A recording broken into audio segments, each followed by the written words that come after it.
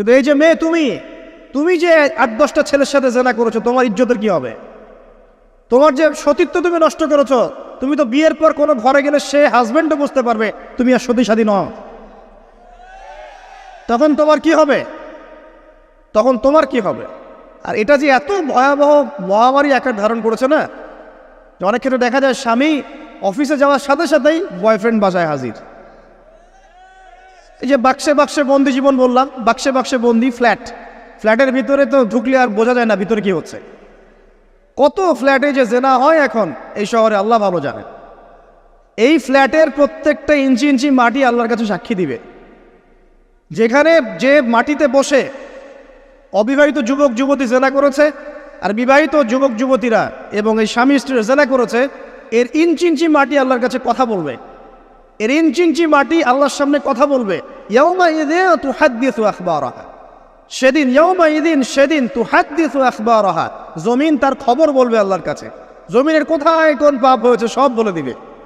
এই জমিনে এখানে দাঁড়িয়ে জেনা করেছে, ওইখানে দাঁড়িয়ে মদ খেয়েছে, ওইখানে কাউকে খুন করেছে, জমিন বলে দিবে।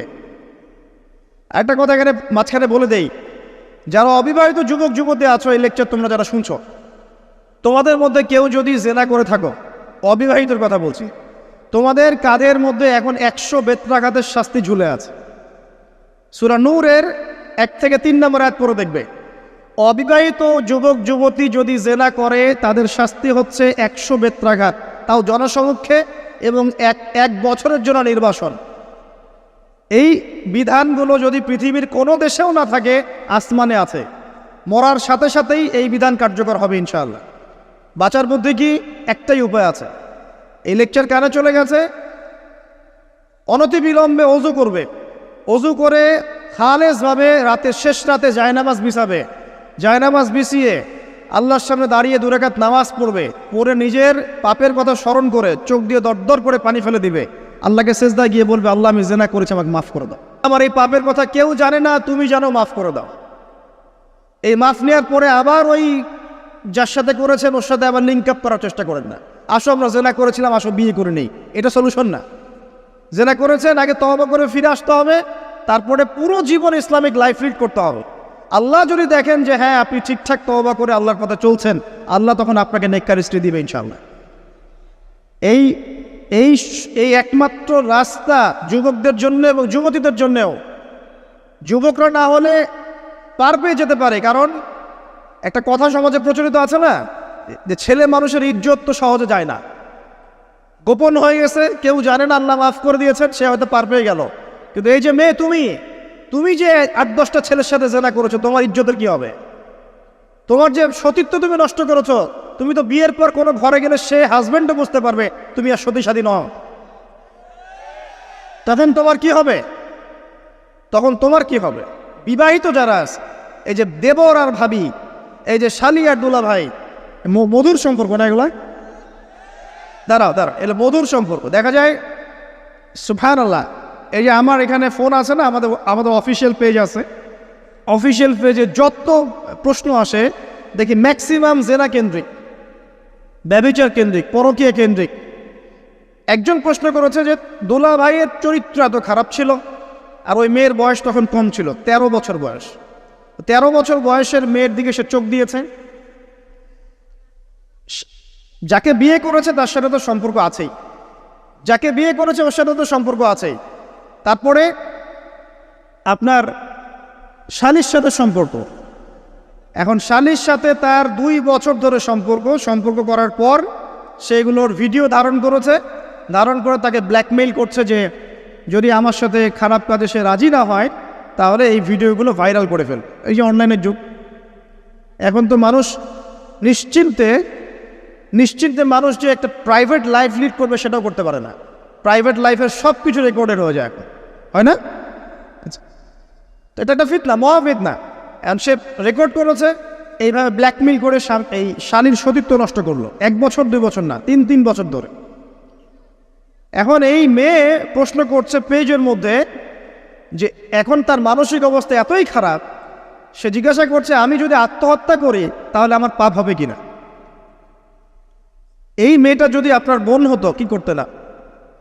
আল্লাহ না করুক এই মেয়ে যদি কারো মেয়ে হতো তাহলে কি করতেন আপনি? আপনার কাছের কেউ হলে আপনি কি করতেন? এখানে ওই শাস্তিটা না বলে সামনে যেতে পারছি না। শোনেন, যারা বিবাহিত ব্যক্তি হওয়ার পরেও পরকীয়া করেছেন, বিবাহ করার পরেও পরকীয়ার পাপে লিপ্ত ছিলেন বা এখনও আছেন, জেনে হোক না জেনে হোক করেছেন, অথবা এটা জেনে করেছেন যেটা একটা খারাপ কাজ তারপরেও করেছেন, রাসূলুল্লাহ সাল্লাল্লাহু আলাইহি ওয়াসাল্লামের হাদিস এবং আল্লাহ পাকের কালাম অনুযায়ী তাদের শাস্তি হচ্ছে কোমর পর্যন্ত মাটিতে পুঁতে ফেলে পাথর নিক্ষেপ করে রজম করে হত্যা করা। ইসলামিক যদি কোনো রাষ্ট্র থাকতো বা এটা যদি হতো, বা এটা যদি ইমামুল মাহদির যুগ হতো বা ওমর রাদিয়াল্লাহু আনহুর যুগ হতো, তাহলে এই শাস্তির বাইরে আপনি চলতে পারতেন না যদি এটা প্রমাণ হতো। এই শাস্তি যদি দুনিয়াতে কার্যকর নাও হয়, আপনি যদি তওবা না করে মারা যান, তাহলে কিয়ামতের মাঠে এই শাস্তি আপনি ভোগ করবেন। খুব মজা লাগছে পরকীয়া করতে। সকালে একটার সাথে, দুপুরে একটার সাথে, আজকে একজনের সাথে রাত কাটান, কালকে আরেকজনের সাথে রাত কাটান, খুব মজা পাচ্ছেন। রাত্রেবেলা মদ খান আর হোটেলে রাত কাটান, সকালবেলা আবার অফিসে যান। আমাদের শহরের এগুলা কালচার কোত্থেকে আসলো? এই শহরকে পবিত্র করবে কে এবং এই শহরের আসল রূপগুলো স্পষ্ট করবে কারা? খুব মজা পাচ্ছেন এগুলোতে। সুবহানাল্লাহ।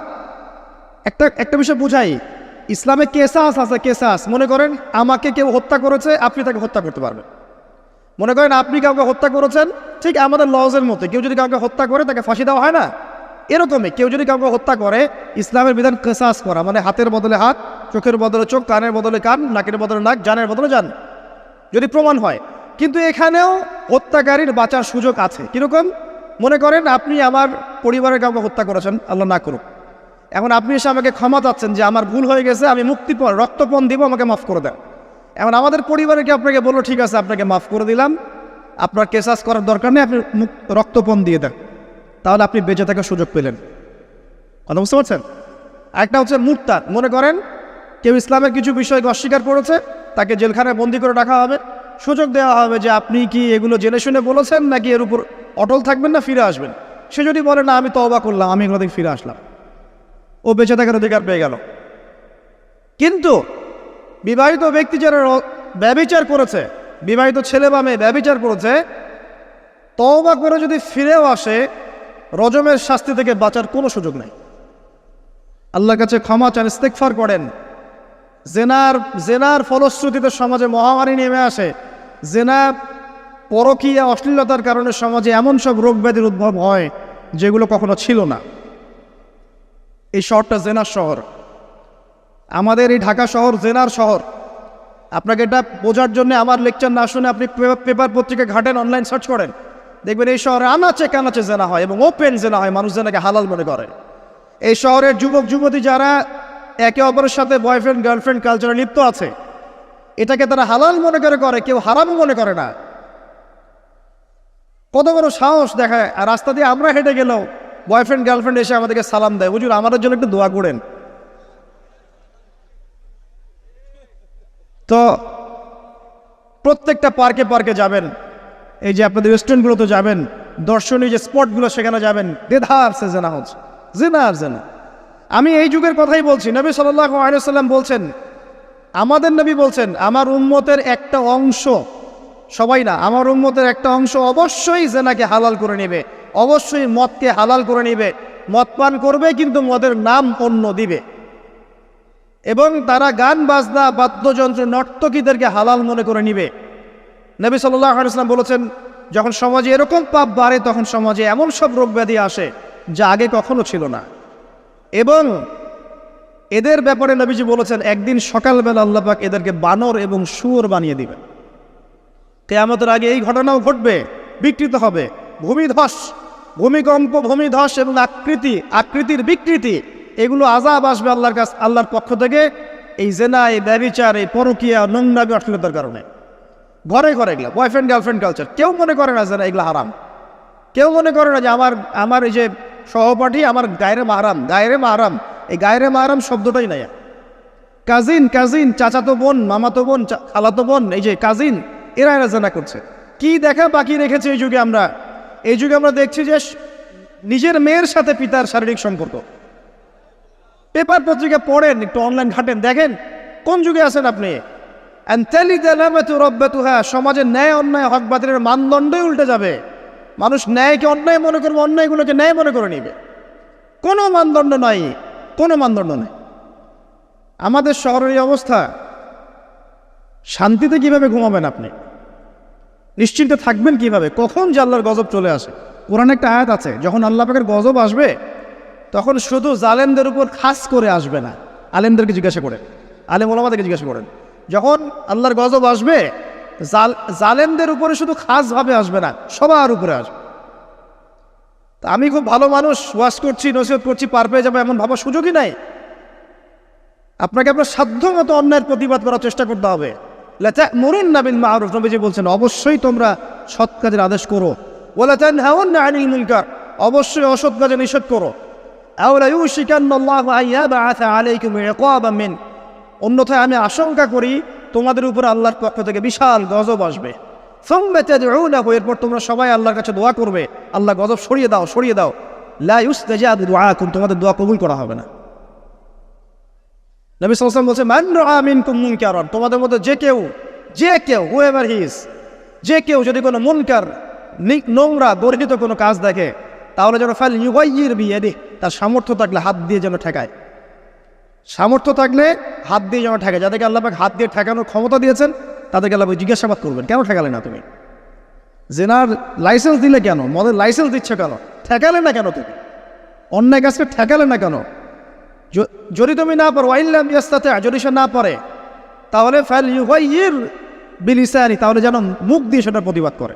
এই যে মুখ দিয়ে প্রতিবাদ করার ক্ষমতা আলেম ওলামার আছে, যাদের হাতের ক্ষমতা নেই, মুখের ক্ষমতা আছে।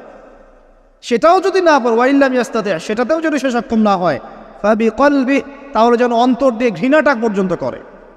ওয়াবিযালিকা আদআফুল ঈমান, এটা হচ্ছে ঈমানের সবচেয়ে নিকৃষ্ট একটা অবস্থা, সর্বনিম্ন অবস্থা।